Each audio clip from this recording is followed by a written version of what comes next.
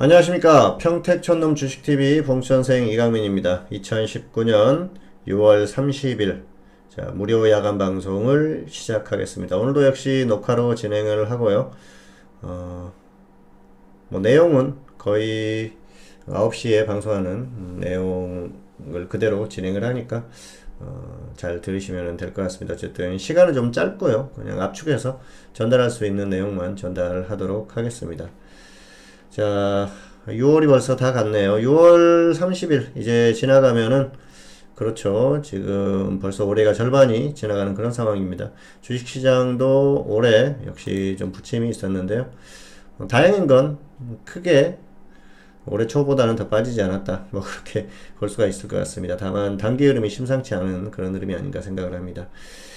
자, 오늘도 역시 기존의 방송 포맷에 맞춰서 순서대로 진행을 하도록 하겠습니다. 첫 번째는 이번 주 특징주인데요. 자, 이번 주에 암호화폐 테마주들이 강세를 보였어요. 그러면서 팍스넷이 강했죠. 팍스넷은 암호화폐와 여러 가지로 계속해서 연결이 되는 그런 상황이라서 계속해서 조금 이 암호화폐 테마주들이 움직이면은 연결이 되는 그런 상황이에요. 그렇기 때문에 계속해서 움직임이 좀 나올 수 있는 그런 상황이 아닌가 생각을 합니다. 최근에 비트코인이 급등을 했죠. 비트코인이 1600만 원을 넘어갔다가 또 조금 조정을 받았다가 다시 1400만 원대 유지를 하고 있는데요. 어쨌든 그런 흐름이기 때문에 테마주들이 전반적으로 움직이고 있습니다. 단기는 움직임이 충분히 나올 것 같아요. 조정받으면 한번 접근해 보셔도 될 것 같은데요. 7,700원 정도면 1차 매수 들어가면 되지 않을까 생각을 합니다. 분할 매수하면은 좀 가능하지 않을까 생각을 합니다. 단기 움직임은 가능하다. 그 정도로 볼 수가 있겠고요. 자, 미래산업은 이번 주에 크게 빠졌어요. 조정을 많이 받았는데요. 특별한 이슈가 있었던 건 아닙니다. 상승했다가 조정을 받은 거예요. 상승했을 때 이게 최근에 최대 주주가 변경되는 계약을 했다. 그렇게 나왔었죠. 포비스 TNC가 인수를 했다고 하는데요. 포비스 TNC. 자, 테마주들 많이 하시는 분들 같은 경우는 기억하실 거예요. 이게 문재인 테마로 움직이던 종목이죠. 문재인 테마의 대표적인 종목 중에 하나였어요. 그래서 대선 끝나고 나서도 한참 조정받더니 최근에 또 이렇게 움직임이 나왔었죠. 이게 어떤 정치 테마주들의 특징이라고 볼 수가 있겠는데요. 대놓고 그냥 이렇게 조금 작업을 해도 크게 문제가 생기지 않는 그런 상황이죠. 작업이라는 건 주가를 조금 이게 반등을 시킨다는 것이죠. 어쨌든 그런 모습이 나왔고요. 자, 그렇기 때문에 이게 이제 미래산업이 문재인 테마의 그 기업이 최대 주주가 되고 또 미래산업 같은 경우에는 안철수 테마지 않습니까? 안철수 테마로 움직이던 종목인데 그러다 보니까 조금 기대는 할 수 있을 것 같아요. 어쨌든 안철수 테마주들도 움직임이 나오거든요. 그래서 한 번 정도 좀 다시 한번 좀 움직임이 나오지 않을까 그렇게 생각을 하는데요. 다만 지금 보시면은 동전주예요. 175원이지 않습니까? 그래서 이런 종목을 많이 매매하거나 그러면 절대로 안 되죠. 그래서 이런 종목은 아주 소액으로 그냥 조금씩 하는 겁니다. 어쨌든 기업이 크게 문제가 생기거나 그러지 않으면 매매를 하셔도 되는데 동전주들은 약간 좀 그런 면이 있어요. 어쨌든 무리하게 이런 종목을 많이 들어가는 그런 것들은 절대로 안 된다는 말씀을 드리겠습니다. 자, 그리고 추천주 리뷰 인버스인데요. 인버스는 이번 주에 많이 빠졌죠. 이번 주에 이제 인버스를 그동안 이제 절반만 가지고 있었는데 다시 풀로 채웠습니다. 그래서 이 위쪽에서 한번 매도를 절반은 정리를 했고요. 혹시 모르니까 절반은 가지고 있었어요. 그래서 이번 주에 다시 다 채웠는데 없는 분들은 한번 들어가 보세요. 충분히 들어가 볼 만합니다. 여기서 분할 매수 하시면 되겠죠. 이 정도면은 여기 이렇게 100원 단위로 3차 정도 분할 매수 해보고 계속 빠지면 손절 5% 하고요. 아니면 끌고 가는 겁니다. 그렇게 대응해 보셔도 될 것 같아요. 자, 그리고 이제 시황입니다. 네, 이번 주 한국 시장은 좀 양극화된 그런 시장이죠. 자, 한번 보실까요? 코스닥은 완전히 지금 거의 무너지는 흐름이에요. 코스닥 같은 경우에는 코스닥 대형주들의 흐름이 좋지 못하죠. 자, 그런데 이제 중요한 게 역시 제약이죠. 제약업종이 너무 약해요. 제약업종이 약하다 보니까 제약업종은 지금 작년 10월 저점을 이탈했지 않습니까? 코스닥 보실까요? 아직 이탈을 안 했죠. 그러니까 제약이 엄청나게 영향을 주는 거예요. 그러니까 지수가 좋지 못하죠. 그리고 제약업종은 아니지만은 제약업종의 바이오로 움직이는 종목들이 있지 않습니까? 셀트리온 헬스케어라든지 뭐 신라젠, HLB 이런 종목들이 급락해 버리니까 어쩔 수 없습니다. HLB가 시가총액 5위 종목이었는데 이틀 동안 하한가를 갔어요. 크게 영향을 미칠 수밖에 없죠. 그래서 상당히 좀 안타깝습니다. 사실 이게 코스피 지수가 반등을 하면은 코스닥은 더 가야 되거든요. 그런데 제약 때문에 가지를 못했어요. 코스닥은 코스피가 이 정도 모습을 보이면은 최소한 이 정도는 갔어야 돼요. 740선 이상은 갔어야 돼요. 근데 오히려 더 빠지고 있으니까 상당히 안타깝습니다. 어쨌든 안타까운 모습이고요. 이것 때문에 좀 여러 가지로 좀 약간 꼬인 감도 있죠. 이 제약이 주저앉으면서 지수가 주저앉으니까 시장 분위기가 전체적으로 다운됐어요. 종목 움직임도 안 좋죠. 금요일만 하더라도 자 한번 보실까요? 등락 현황을 보시면은 50% 정도밖에 안 돼요. 상승한 종목이 하락한 종목에 비해서 상당히 약한 거죠. 그리고 코스피도 영향을 받고 있는 그런 흐름이에요. 시장의 분위기를 만드는 게 코스닥이거든요. 자, 어쨌든 그런 게 상당히 안타깝다 볼 수가 있겠습니다.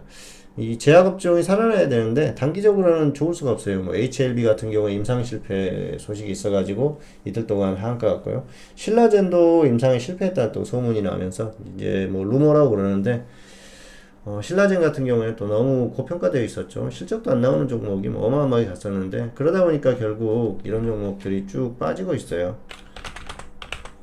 실제로 실적이 나오는 셀트리온이나 이런 종목들이 상승하는 건 문제가 없거든요. 근데 그렇지 않은 종목들이 이렇게 갔다는 게 거품이라는 것이죠. 결국은 거품이 꺼지고 있는데요. 단기에 너무 심하게 꺼지기 때문에 시장에 굉장히 좋지 않은 영향을 미치고 있습니다. 어쨌든 코스닥은 조금 이런 흐름이 제약업종이 반등하지 않으면은 결국은 쭉 계속 빠질 가능성이 상당히 높다고 보면 됩니다. 그리고 수급을 한번 보시면은 자, 코스닥을 한번 보실까요? 최근에 외국인 기관은 매도하고 개인만 매수하지 않습니까? 그러니까 코스닥이 갈 수가 없어요. 코스피 같은 경우에는 기관이 매수를 해줬죠. 그리고 외국인도 조금 매수를 하니까 반등이 나오는 흐름인데 이 수급도 반대고요. 지수의 어떤 흐름도 반대로 나오고 있습니다. 어쩔 수 없는 부분이라고 볼 수가 있겠습니다. 자, 그래서 이 코스닥의 약세는 좀 어쩔 수 없는 그런 흐름이 있다. 그렇게 보시는 게 맞을 것 같아요. 자, 코스피 같은 경우에는 자, 이번 주에 잘 버텼죠. 특히 수요일 같은 경우에 잘 버텼어요. 왜냐하면은 수요일에 보면은 그 미국 시장이 급락했었거든요. 다우도 하락하고 또 뭐 S&P 500 같은 경우는 거의 1% 가까이 빠졌는데 한국 시장은 잘 버텼어요. 수요일에. 예. 화요일 미국 시장의 영향을 한국 시장은 수요일에 받지 않습니까? 근데 잘 버텼다는 것이죠. 이게 이제 최근에 어떤 수급적인 흐름이라고 볼 수가 있겠는데요. 수요일에 보시면은 외국인 선물 매수가 많이 들어왔죠. 장중엔 더 들어왔었고요. 그리고 목요일도 많이 들어오면서 뻥 튀겼죠. 최근 이 수급적인 흐름을 계속 지켜보자고 말씀드렸는데요. 외국인들의 선물 매수가 계속 들어왔어요. 단기적으로. 그전에는 이제 퐁당퐁당이었는데 최근에 거의 3만 계약 정도 매수가 들어왔습니다. 이 정도 들어오면은 최소한 단기적으로 반등이 나오거든요. 6월 7일부터 그렇게 들어왔지 않습니까? 그래서 뭐 이 지수가 이 정도로 반등을 하고 버틴 게 어떻게 보면은 자연스러운 현상이다. 그렇게 보시면 될 것 같습니다. 뭐 이 정도는 충분히 반등이 나올 수 있는 것이죠.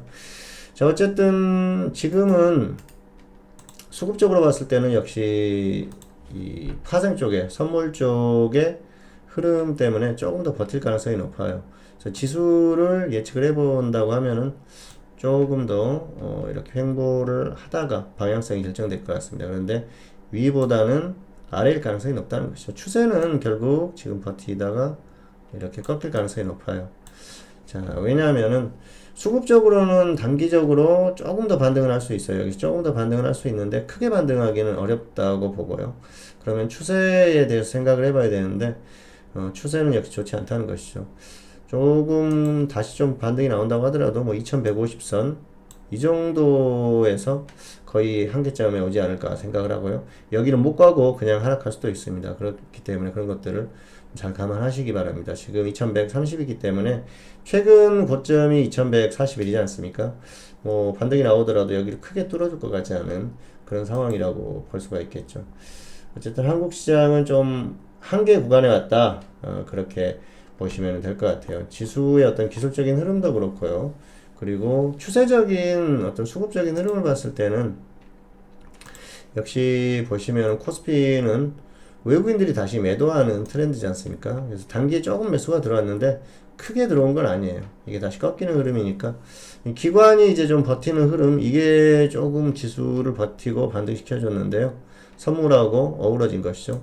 단기는 외국인들의 선물 수급이 중요하고요. 추세적으로는 외국인과 기관의 코스피 수급이 중요하죠. 특히 외국인 수급이 더 중요합니다. 그리고 개인이 다시 매수하는 흐름이 나오면은 다시 꺾일 가능성이 상당히 높다. 그렇게 보시면 될 것 같습니다.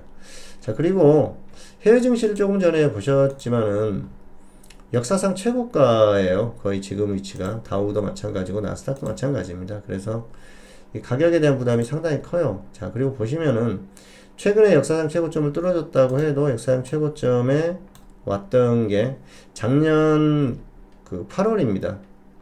S&P 500도 마찬가지죠. 그리고 S&P 500은 작년 9월, 다우 작년 10월, 나스닥 그리고 거의 작년 지금 거의 8월 말 이 정도 되죠. 최근에 이 뚫은 게 확실하게 확 뚫어졌다고 하면 의미가 있겠지만 큰 의미가 없다는 거예요. 결국은 무슨 얘기냐고 하면은 이 미국 시장도 고점에서 계속 지금 부딪힌다는 거예요. 고점에서 행보를 하면서 크게 뚫지를 못하고 있어요. 고점을 쭉 연결을 해보면은 크게 가지를 못했어요. 거의 비슷하지 않습니까? 자, 나스닥만 조금 더 이제 심하게 뚫었는데 이 작년 고점에서 크게 가지 못하죠. 다우 같은 경우에도 거의 이 고점이 비슷하지 않습니까? 그래서 다중 고점을 형성하고 있고요. 이러다 보면 결국 추세적으로 꺾이거든요. 뭐 트럼프 대통령이 금리 인하하라 뭐 어째가지고 그런 것 때문에 최근에 반등이 나왔는데요. 금리 그 조금 인하해가지고 시장에 큰 영향 없습니다. 결국은 다시 빠질 수밖에 없어요. 그리고 트럼프는 욕심이 심한 것 같아요. 꺾이지 않고 조정받지 않고 계속 가기를 바라는 것 같습니다. 그런데 사실 그게 쉽습니까? 그러면 지 돈으로 시장을 움직여 보든가, 그러든가 해야죠. 근데 시장이, 미국 시장이, 대통령이 아무리 뭐라 한다고 해도 그게 움직여집니까? 거래하는 그 규모가 어마어마하지 않습니까? 한국하고는 다르거든요. 한국은 삼성전자 하나 움직이면 되지 않습니까? 그러면은 아마 트럼프 재산으로도, 움직일 수 있을지 몰라요. 근데 힘들다는 것이죠. 뭐 트럼프가 그 정도 재산을 갖고 있지는 않겠습니다만은. 자, 미국 같은 경우에는 이제 기술적으로는 그리고 가격적으로는 한계에 왔다는 거예요. 결국은 이게 꺾일 가능성이 상당히 높다. 그렇게 봅니다. 추세적으로는 그렇다는 것이죠. 그렇게 보면 한국도 부담스러워요. 특히나 미국 시장에 비해서 현재 약하죠. 이렇게 약한 흐름인데 여기에서 뭐 엄청나게 자금, 외국인 자금이 들어와서 쏟아붓는다고 하면 모르겠지만 그런 흐름이 나오지 않으면은 반등시키기가 어렵다는 걸 알기 때문에 여기에서는 좀 이제 무리한 노력을 하지 않을 가능성이 높습니다. 어쨌든 이런 상황 때문에 크게 좀 가기 어려운 게 아닌가 생각을 하고요. 그리고 삼성전자를 한번 보실까요? 삼성전자가 시가총액 20% 되죠. 삼성전자도 이제 거의 또 한계 왔어요. 계속 고점에서 부딪혔지 않습니까? 전에도. 근데 이게 뭐 그 이전에 뭐 57,000원까지 갔지 않느냐 그럴 수도 있는데요. 이건 조금 오버슈팅 됐었던 그런 상황이고요. 단기적으로는 또 이 정도면 한계에 왔어요. 그래서 단기 반등으로는 충분히 나왔다. 그렇게 보시면 될 것 같습니다. 가봐야 조금 더 갈 수 있는 그 정도 생각을 하고요. 크게 욕심 부릴 필요가 없죠. 그리고 그렇다고 봤을 때는 지수도 조금 더 갈 수 있는 그 정도입니다. 어쨌든 대형주들도 약하죠. 삼성전자 반등에 비하면. 그래서 지금 이제 한국 시장의 어떤 그 한계가 이 정도예요. 지수가 반등해서 좋아 보이지만은 해외 증시하고 비교하면 초라할 정도로 약하다는 것이죠. 이런 것들이 앞으로 내내 이어질 가능성이 높습니다. 추세적으로. 그래서 반등이 나올 때는 작고요. 역시 하락이 나올 때는 크고 그런 흐름이 나올 가능성이 큽니다. 자, 그리고 이번에 다시 하락해서 2000선 뚫어주면은 상당히 좀 위험한 상황이 올 수가 있어요. 아직까지는 2000선과 거리가 있죠. 일단 2100선을 이탈하면은 이제 좀 하락할 가능성이 높다. 그렇게 보시면 될 것 같고요. 2050 깨지면은 확인. 이천선이 깨지면 뭐 확실하게 확인이겠죠. 그때는 좀 위험한 구간으로 갈 수 있기 때문에 조심하자는 것이죠. 어쨌든 이번에는 이천선 깨지면은 이전하고는 조금 더 다른 그런 상황이 나올 수 있으니까 주의하시길 바라겠습니다. 자, 어쨌든 다음 주 지수는 단기는 지금 뭐 선물 수급이나 이런 것들을 그리고 여러 가지 상황을 봤을 때는 단기는 좀 버틸 것 같아요. 여기서 조금 더 버티는 흐름이 나오고 그리고 나서 그 이후에 좀 서서히 하락하다가 속도를 붙일 가능성이 높으니까 일단 그 중기 추세에 대해서는 뭐 좋지 않게 생각하는 게 맞다 그렇게 볼 수가 있겠습니다. 단기는 일단 대응의 영역이에요. 여기에서는 하락 가능성 이제 버티고 하락할 가능성이 높은데 혹시 상승할 수도 있습니다. 그렇다고 해도 크게 가기는 어렵다고 보는데요. 그때는 상황에 따라서 유연하게 대응을 해야죠. 지수가 혹시라도 계속 상승하는 흐름이 나오면은 종목을 가지고 좀 끌고 가보는 그런 상황이고요. 그리고 지수가 그렇지 못하고 다시 빠지면 그때는 주식 비중 확 줄이고 그렇게 대응하시기 바라겠습니다. 어쨌든 지금 같은 경우에는 인버스 없는 분들은 반드시 좀 그 인버스에 자금을 좀 투입해 보시기를 바라겠습니다. 자, 어쨌든 지금 시장에 대한 예상은 이 정도고요. 여기에서 뭐 크게 더 드릴 말씀은 없는 것 같아요. 역시 뭐 그동안 이제 10시 방송에서도 계속 말씀을 드렸었습니다만은 한계는 왔어요. 왔는데 여기에서 얼마나 조금 더 오버되느냐 아니면은 그냥 하락하느냐의 흐름인데요. 단기는 좀 버티는 흐름이 나올 가능성이 높다는 것이죠. 2100선을 이탈하기 전에는 여기에서 뭐 그냥 갑자기 쭉 밀리거나 그런 흐름은 안 나올 걸로 보이기 때문에 지수에 대한 흐름은 그 정도로 예상을 하시는 게 좋을 것 같습니다. 자, 그리고 종목 같은 경우에는 역시 지금 5G 같은 경우에 들어갈 만한 기회인 것 같아요. 자, 여기 SK텔레콤부터 오른쪽으로 쭉 있죠. 종목들이 굉장히 많습니다. 5G 테마주들은 좀 조정받은 종목 들어가거나 아니면 눌림목 매매하거나 해보시기 바라고요. 암호화폐 테마주들이 이번 주에 움직였었죠. 여기 SCI 평가정보부터 메타랩스까지 다 암호화폐 테마주입니다만은 암호화폐 테마주들 잘 움직이는 종목들 조정받았을 때 한번 접근해 보시길 바라겠습니다. 단기적으로는 움직임이 나올 것 같아요. 자, 그리고 테마는 역시 5G 그리고 수소차 같은 경우에도 최근에 움직임이 나오기 시작했기 때문에 한번 들어가 보시고 뭐 쭉 빠지면은 손절하면 됩니다. 그런데 단기에 한 번 정도는 공략을 해볼 만하지 않나. 그래서 지금 종목은 5G, 암호화폐, 수소차 뭐 이 정도로 보시면 좋을 것 같습니다. 5G하고 수소차는 중기로 가능하고요. 암호화폐는 단기로 이 정도만 대응하시는 게 좋을 것 같습니다.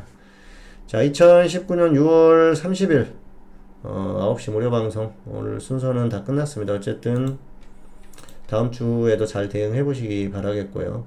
이제부터는 좀 무리한 대응은 하지 마세요. 역시 좀 하방에 대한 부담을 느끼면서 대응을 해야 되는 구간이기 때문에 잘 대비를 하기를 바라겠습니다. 네, 오늘 순서는 여기서 다 끝났고요. 저는 여기서 마치도록 하겠습니다. 저는 다음 시간에 다시 또 녹화로 아마 진행을 할 것 같습니다. 다음 시간에 다시 찾아뵙도록 하겠습니다. 자, 일요일 잘 보내시고요. 다음 주에 모두 좋은 결과 있기를 바라겠습니다. 저는 여기서 마치도록 하겠습니다. 감사합니다.